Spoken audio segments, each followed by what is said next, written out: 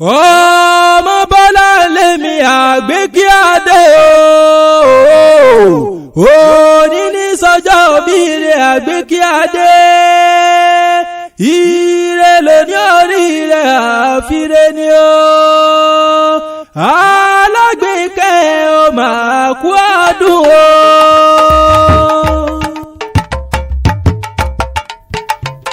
Ìbádélé àrólú ìbádélé àrólú ìbádélé àrólú ìbádélé àrólú ojú olóró tí ó dá ohun ìbádélé àrólú ìbádélé àrólú ìbádélé àrólú ìbádélé àrólú ìbádélé àrólú ojú olóró tí ó dá ohun ìbádélé àrólú. Àgbékẹ́yìn ìbádélé àrólú ìbádélé àrólú ìbádélé àrólú ìbádélé àrólú ojú olóró tí ó dá ohun ìbádélé àrólú ìbádélé àrólú ìbádélé àrólú ìbádélé àrólú ìbádélé àrólú ojú olóró tí ó dá ohun ìbádélé àrólú. Ọmọ òkè Ìbàdàn ọmọ òkè Ìbàdàn Àgbékẹ́ wọlé mi dèmí o. Ọmọ òkè Ìbàdàn alágbèékẹ́ wọlé mi dèmí o. Ọmọ òkè Ìbàdàn Àgbékẹ́ wọlé mi dèmí o. Ọmọ òkè Ìbàdàn Adébùkọ́lá wọlé mi dèmí o. Ọmọ òkè Ìbàdàn ìbálòdé tòní o. Orí adé àlà ní mo kọ́kọ́ ìgbà fọlọ́hún ọba lánàá ọba lónìí òní níwòyí ọlọ́ba lọ́jọ́ ayé gbogbo ìláyé aláwùrọ̀ bí ọba tó ní kó wá. Àgbékíadé ọmọ kú ọdún o. Adébùnmi ṣe bí ìwọ ní ìwé òun ẹnìkan bí ẹgbàágbèjì olóríire ni. Òkú ọdún òkú yẹ̀dún òkú àṣeyẹ ẹ̀kú ayẹyẹ oríkà ọdún. Àṣeyísà mọ́dún ọdún ayọ̀ ló sì máa ṣe lágbára Ọlọ́run ọba. Àgbékíadé o Alhaja Shakira ṣe bí wọ́n ní ké sí. Aya Alhaji Sodiq ọmọ Ajíbádé sóun fi ìwé lọ òun ní mi ọdọọdún la rórógbó ọdọọdún la ráwùsà ọdọọdún la rọmọbì lórí àtẹ. Àṣeyísà mọ́dún ọdún ayọ̀ ló sì máa ṣe lágbára Ọlọ́run ọba. Adébùnmi o Alhaja Shakira ṣe bí wọ́n ní ké sí. Mọ́mí Imran mọ́mí Iman mọ́mí Nímọ́tàlá ṣe bí wọ́n ní wíwọ́n. Mọ́mí Rahima mọ́mí Sheikh Ibrahim mọ́mí Afa Abdulaziz Lawal ṣe bí wọ́n ní ké sí. Ikú ní filé ìrẹsọdẹ àrùn ní filé ìrẹsọdẹdẹ. Ìgbà rẹ̀ ti dùn yọ Ọlọ́run ọba oníjọ́ tán láíláí. Ó ní rẹ̀lẹ̀ ó sì máa ga ní lágbára Ọlọ́run ọba. Ó ní máa padà sáyé ìdá ìláyé aláwòrán bí ọba oníjó kanjú kú láyé.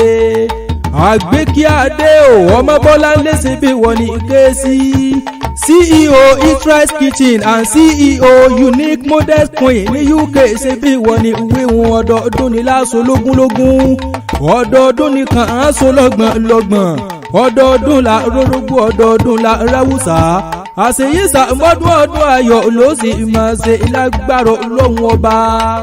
Àgbékíadé o ọmọ bàbá wa Abdulrazak Àjàgbéadé lẹ́yìn Ajíbádé tó dolóògbé níjọ́ ọjọ́ sí. Kọ́láwọn ọba ọdẹlẹ̀ fẹ́ èèyàn rẹ̀ lágbára Ọlọ́run ọba. Ọmọ Alhaja Mulikat Lawal Ajíbádé ìyá àdínì jẹnẹra ni mo ń ké sí. Àgbékíadé Àṣeyísà mọ́dún ọdún ayọ̀ ló sì máa ṣe lágbára Ọlọ́run ọba. Adébùkọ́lá o Alhaja Shakira ṣe bí wọ́n ní ké sí. Lónìí wọ́n gbalẹ̀ àwọn bàbá rẹ̀ lọ Ìbàdàn nílé Olúyọ̀ ilé ọmọ àjò orosùn. Ìbàdàn oníbánisọ̀rẹ́ àìní ìmúnilọ sójú ogun ìjà gbòòrò níjà gbogbo Ìbàdàn. Ẹ̀yin ọmọ gbọ́ sàṣàmọ́sà àṣẹ ètúndé ọmọ gbọ́ yàyà mọ̀mọ̀yà. Òkè gúlútù gbó ni bàbá yín tí ìbò zàbàrí igbó sùúrù bàbá yín tí ìbò lógun. Àgbò dúdú bàbá yín fi ìbò zàbàrí ewúrẹ́ dúdú bàbá yín fi ìbò lógun.